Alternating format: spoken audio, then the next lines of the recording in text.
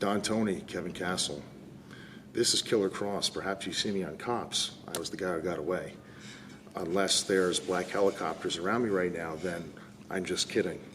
Thank you very much for your support. I was a fan of yours before you were a fan of mine, and I've relayed that to you before. And thank you very much for everything. Very big news to share with everybody out there. I think a lot of you already are aware of it. But for those that may not be aware of it, I woke up this morning and had this picture emailed and PM'd to me repeatedly. And I'm like, oh, man, this is awesome. For those that don't know who they are, that is Timothy Thatcher, who has wrestled in Evolve, who has wrestled in Pro Wrestling Guerrilla, Progress, Revolution Pro, Combat Zone Wrestling, IPW, and, of course, Killer Kross. Killer Kross, anybody that follows my show on a regular basis, you know my support for Killer Kross, especially with all that garbage that was going on with him in Impact Wrestling. They are both now on WWE's roster. They are at the Performance Center, maybe not right now at 10:47 p.m., but that is two great adds to WWE.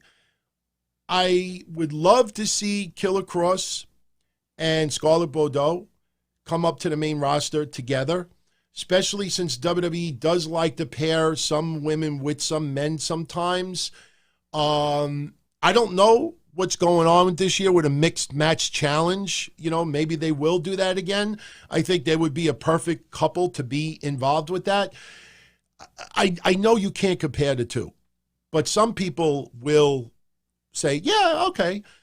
If Scarlett Bordeaux and Killer Kross debuted on WWE television, whether it be NXT or the main roster, it gave me flashbacks of Skip and Sonny, Body Donnas, Chris Candido, God rest his soul, Tammy Sitch. Because they had that strong relationship beforehand, and the fact that they debuted on the main roster together now, especially when you look at Candido and Tammy, before they even went to ECW, before they even went to WWE, they were doing a lot of work in was it USWA? It was in Memphis. So they had that pairing for a while, and they really gelled together. And I think that chemistry, especially when you have a real-life relationship, that chemistry is even better because you have that true emotional, physical attachment to the other person.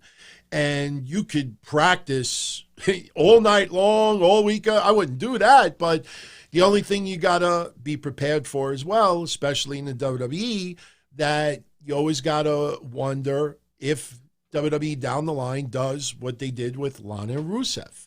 You always got to be concerned about the storyline where it's Splitsville or maybe some controversy or maybe some. So let's see what happens. Look, he just signed, and Timothy Thatcher as well. I'm telling you, you guys and gals out there may not know too much about this guy, but believe me when I tell you, you just go search. And somebody had asked me about tonight, if there was one match, a lot of you have seen Killer Kross because of Impact Wrestling and stuff, but if there was one match that I would suggest for anybody out there to go look at, and look, Thatcher has had great matches with Matt Riddle. He's had great matches with other performers. But I think if there was one match that I could direct you to right now to watch, and it's against someone who is currently in WWE television, and don't be surprised if you see this match possibly happen again in the future, go check out Chapter 62, Progress, his match against Walter. See that match, and you'll get a crash course of what Timothy Thatcher is all about. Timothy Thatcher, I believe, is going to be 37 next month, and Killer Kross is around 35. So they definitely still have some years left to tear it up.